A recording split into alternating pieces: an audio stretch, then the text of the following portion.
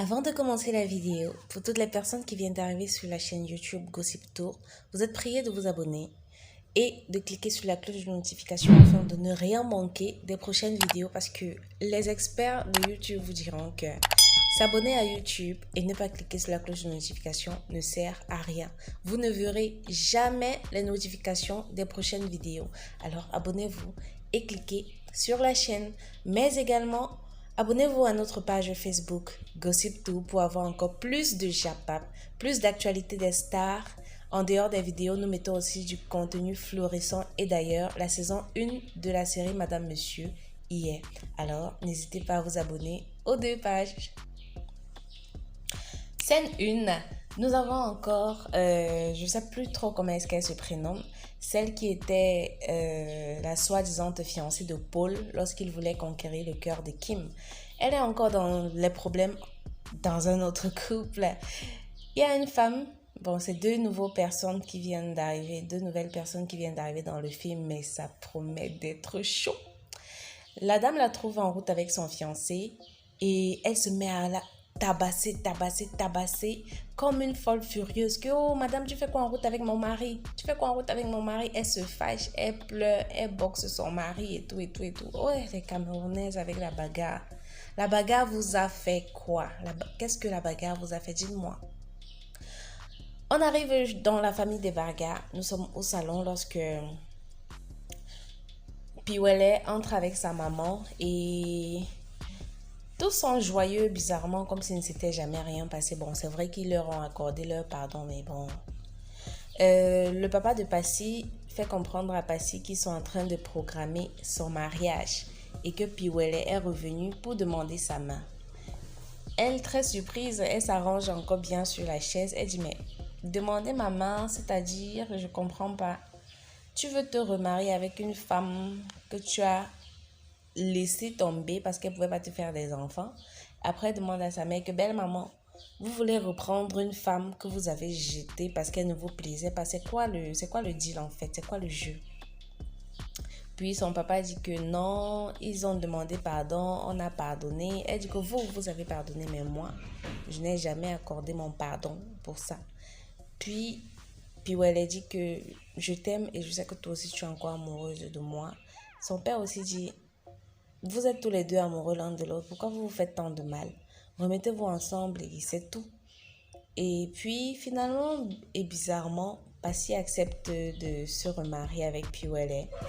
D'ailleurs, elle est très enthousiaste. Elle commence à dire, ok, programmons le mariage. Quand est-ce que ça aura lieu? Son papa dit qu'il n'a pas de souci, et que même si c'est à la fin de la semaine là, il se marie. Que lui, tout ce qu'il veut, c'est de voir ses enfants heureux dans leur foyer. Et tout le monde commence à danser, à être content parce que Passy a accepté la main de Piwele. Sa belle-maman lui promet de ne plus la déranger. Elle dit que tu es enceinte de mon fils. Comment est-ce que je pourrais déranger la mère de mes petits-fils? Elle dit que non, Passy, je te promets que je serai une belle-mère sage. J'ai demandé pardon et aujourd'hui je suis une autre personne. Je veux juste le bonheur dans le couple de mon fils. Je veux juste que vous soyez heureux tous les deux et je ne viendrai plus vous nuire dans votre union. Tu as ma promesse, tu as ma parole et à partir d'aujourd'hui je te prendrai comme ma fille. On retourne dans la rue du côté de la bagarreuse et le fiancé de la dame donne de l'argent à l'ex supposée copine de Paul pour remercier d'avoir joué le jeu. Comme quoi, elle est toujours en train de jouer le jeu de la fausse copine pour voir quel est le degré de jalousie des autres. Elle prend son argent et elle dit à la dame que je n'ai rien à faire avec votre mari. Lui et moi, on ne gère rien. Je jouais juste un rôle pour avoir un peu d'argent. Et puis finalement, la fille s'énerve encore et demande au gars, mais qu'est-ce que tu me fais là? Tu me mets la honte comme ça devant toute la route pour y non chérie, tu t'es mise la honte toi-même. Pourquoi est-ce que tu t'affoles? Tu n'as pas confiance en moi. Et puis finalement, lorsqu'elle veut partir, il lui dit que non, écoute, j'ai fait ça parce que, puis il dit que veux-tu devenir ma femme? Maman, la joie de ça en route. Elle saute, elle l'embrasse, elle crie, elle bondit sur lui, elle attrape comme l'araignée. Ouais, mes yeux camerounaises. Toujours dans l'excès, toujours dans l'excès. Elle dit qu'elle embrasse, elle la grippe là-bas comme l'araignée. Vous connaissez les araignées qui grimpent là. Nous arrivons encore de l'autre côté, toujours dans la famille de Bill et Wanner. Bon, on peut plus dire sa famille parce que Sophie n'est plus avec lui. Sophie est chez elle lorsqu'elle dit à sa soeur, bon, dans l'ancienne maison de Julien, elle dit à sa soeur qu'il faut qu'elle sorte de cette maison. Et lorsque sa soeur lui demande pourquoi, elle dit qu'elle ne se sent plus en sécurité et qu'elle veut être dans un endroit où elle peut dormir tranquillement, loin de tout ça, qu'elle a vendu tout, même tout ce que Julien lui a donné, elle a vendu et qu'elle ne veut plus rien avoir avec lui, qu'elle pense finalement que Julien était dans quelque chose de louche et qu'il ne voulait pas leur dire. Donc, qu'elle ne veut plus aucun contact, que quelqu'un peut venir là du jour au lendemain et essayer de les tuer. Puis sa soeur lui demande, ok, et l'autre maison alors? Sophie dit que cette maison c'est au nom de son fils et que quand il va grandir et qu'il sera en âge de pouvoir faire quoi que ce soit, elle va le lui donner. Mais que si c'était pas à son nom, elle aurait vendu ça aussi. Puis apparaît un homme, du moins c'était le meilleur ami de Julien, et il fait des révélations à propos de Julien. Il dit à Sophie et sa soeur que Julien était un féman et qu'il a fui avec beaucoup de millions et il est arrivé au Cameroun avec. Il n'a pas voulu remettre l'argent des gens, il a mangé à cause de l'égoïsme. Il a voulu avoir tout pour lui seul, il était gourmand et plusieurs fois les personnes lui ont demandé de venir remettre leur argent sauf qu'il n'a jamais rendu le moindre centime à cause de sa gourmandise et que c'est à cause de ça qu'il a été tué. Sophie gifle le monsieur et elle lui dit que tu étais au courant de tout ça depuis tout ce temps et tu ne nous as jamais rien dit. Il dit que mais il faisait ça juste pour de l'argent, il devait cacher le secret pour avoir cet argent, que lui aussi, il a une famille dont il doit s'occuper et que Julien le payait pour ça. Puis elle dit que non, tu es méchant, vous êtes tous méchants. Après elle se met encore à pleurer, elle dit que pourquoi est-ce que je suis comme ça? On dirait que ma vie est une malédiction. Je suis sortie d'abord avec un tueur, le père de mon enfant est un tueur.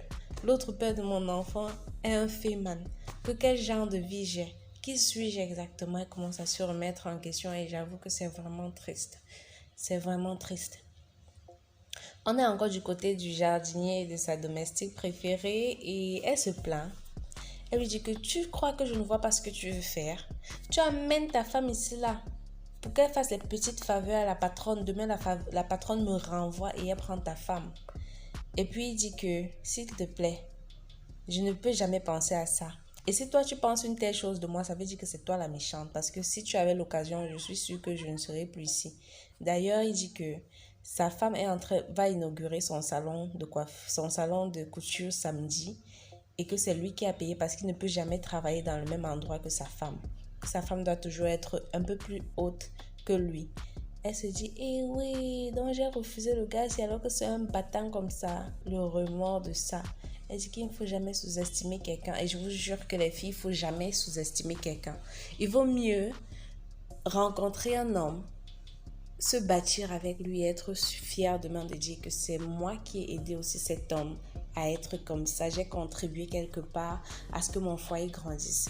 Que de chercher toujours ceux qui sont déjà construits, tout bâtis là, pour aller vous mettre avec eux. Après, vous pleurez du mépris, du manque de temps. Vous n'étiez pas là au début, les filles. Vous n'étiez pas là. Il ne peut pas avoir tant d'attention pour vous. Pourtant, au début, vous n'étiez pas là. Voilà. Nous sommes de l'autre côté, dans la famille des Barga. La sacrée famille des Barga. Et Madame Barga est en train de discuter avec son mari. Ils sont en train de dire que comment est-ce que Bill a pu faire une telle chose, qu'actuellement lui aussi devait se marier en même temps que Passy et ne devait pas en être là, que voilà la honte sur la famille. Bref, ils sont en train de parler. Et puis Monsieur Barga dit, bref, on va laisser tomber tout ça pour le moment, concentrons-nous sur le mariage de Passy et le reste viendra. Du côté du commissariat, il y a Wafo. Vous connaissez Wafo, celui qui est arrivé dans le couple de son ex-fiancé dernièrement pour déranger et dit qu'il veut son enfant. Il arrive dans le commissariat, il se plaint, il dit que lorsqu'il partait en aventure, il a laissé sa fiancée enceinte et qu'elle est restée par derrière, accouchée. Et aujourd'hui, il vient récupérer son enfant Son mari dit que ce n'est pas son enfant, que c'est lui le père. C'est là donc que l'officier de police lui fait comprendre que la loi est stricte là-dessus. Un enfant qui naît dans le mariage est l'enfant du mari. Qu'il soit légitimement ou pas, légalement, c'est son enfant. Donc, on a dit que sa femme s'est mariée et elle a accouché 2 mois après. Donc, l'enfant est né dans le mariage. Donc, c'est l'enfant du monsieur. Il n'y a rien à expliquer là, c'est aussi clair que ça. Bon, il faut dire que vous voulez me raconter quoi? Que j'ai fait l'enfant avec une femme, j'ai fortifié l'enfant pendant combien de mois? Et à cause d'un petit papier, vous voulez me faire croire que ce n'est pas mon enfant? Ça ne va pas se passer comme ça. Je dis bien que c'est mon enfant. Et même si ici au commissariat, vous ne pouvez rien faire pour ça, moi, je vais le faire. C'est donc là qu'une policière arrive, elle demande à l'officier de police que tu parles même de quoi avec le gars depuis? Attends, tu ne le connais pas? Tu ne te souviens pas que c'est lui qui avait abandonné sa fiancée à la mairie comme ça là? Et puis on est venu seulement soutenir la fille là. C'est là que le commissaire dit, l'officier de police dit que j'ai bien dit que son visage me disait quelque chose. Ouais, faut pas te servir pour cacher un peu sa face. Et puis tout le monde le chasse du commissariat. Allez, mets-toi dehors, rapidement. Bill arrive à la maison, il trouve Passy et sa maman. Bill m'énerve déjà dans la série, c'est jusqu'à vous n'avez même pas idée. Il énerve qui comme moi, pardon, dites-moi en commentaire. Il m'énerve. Il souille les hommes, vraiment. Il souille les hommes. Je ne sais pas s'il y a des hommes comme ça qui existent, mais s'il y en a, pardon, changé. Parce que peu importe ce que sa maman lui dit, elle dit que comment est-ce que tu as pu faire ça à Sophie? Il dit carrément que la femme est née pour supporter tous les coups. Mince. C'est là que Passy est choquée. Elle lui dit que tu me dégoûtes, je n'arrive pas à croire que je suis ton frère. Tu dis que la femme est née pour supporter tous les coups. Quel genre de monstre es-tu? Que donc tu penses que nous n'avons pas de cœur, nous sommes faits de fer? Il commence à dire que ce n'est pas moi qui vous ai déçu, c'est Sophie qui vous a déçu, que si elle était restée mariée avec moi, notre couple serait allé tranquillement. Sa maman dit que vraiment tu me dégoûtes. Elle se lève et elle sort du salon. Et lui, il insiste dans sa bêtise que c'est pas moi qui t'ai déçu, c'est Sophie qui te déçoit. Passy aussi le regarde d'un air dégoûté. Et finalement, elle aussi, elle porte son sac et elle s'en va. Elle dit que franchement, tu me déçois. Maman, il déçoit tout le monde. Moi-même, il m'a déçu jusqu'à je ne sais même pas à quel point. Peut-être vous aussi, vous déçoit. Et il est tout le monde là convaincu que non, c'est lui qui a raison. Les autres ont tort. Malgré tout ce qu'il a fait. Oh, Sophie ne devait pas le laisser comme ça. C'est monté, c'est descendu. On arrive à la mairie, le fameux mariage, comme quoi dans la série ici, les scènes courent tellement, tout saute. À peine ceci s'est passé, cela arrive. À peine machin, il n'y a aucun suspense. Tout tic au tac. Voilà. Donc, Passy arrive à la mairie, bien entendu, accompagnée de son papounet d'amour. Et son mari est devant pour attendre gentiment sa dame, sa belle. Elle arrive donc devant l'hôtel, le maire fait tout le cinéma qu'il sait faire généralement. Tout le cinéma des mères, vous connaissez. Et il arrive aussi en dernière position, le maire d'ailleurs. Moi, je sais que généralement, c'est le maire qui attend les mariés. Mais ici, j'ai vu les mariés attendre le maire. Une petite pause, on retourne du côté de Austin et sa femme qui vient d'accoucher. Et Austin est en train de s'habiller. Il sort tout élégamment vêtu pour aller au mariage de son meilleur ami. Et son époux lui dit, oh mon doudounet, tu es trop beau. On aurait dû une crème glacée. Bon, ça c'est moi qui lui dis. Il était vraiment comme un sorbet, je vous jure. Puis elle lui dit, ok, vas-y au mariage, tu souhaites tous mes meilleurs vœux à Passy et à Piwele et tu nous reviens vite en bonne santé, en un morceau. Comme quoi maintenant, avec les poisons qu'on lance partout et les trucs qu'on passe chez les marabouts, lorsque ta personne sort, tu as sûrement peur comme si. On arrive donc encore à la mairie et le maire demande aux 2 autres de se lever. Il célèbre les noces, il donne toutes les paroles de la loi que vous connaissez là et puis à la minute, il demande à Piwele, voulez-vous prendre pour épouse madame ta. Il dit oui. Et lorsqu'on repose la question à Passy, elle dit non. Genre devant tout le monde, quoi, la grosse claque. Non, non. Elle dit, je peux pas épouser un homme qui m'aime juste pour les enfants. Qu'il s'est séparé de moi parce que je ne concevais pas. Et aujourd'hui que j'ai un enfant, il veut me reprendre. Que ça veut dire que si on se marie là, j'accouche. Demain, l'enfant a un problème, peut-être il décède. Il va encore se séparer de moi pour aller chercher une autre femme qui peut lui donner des enfants que je ne veux pas faire dans ce genre de mariage-là. Eh oui, le maître dit seulement que c'est souillant.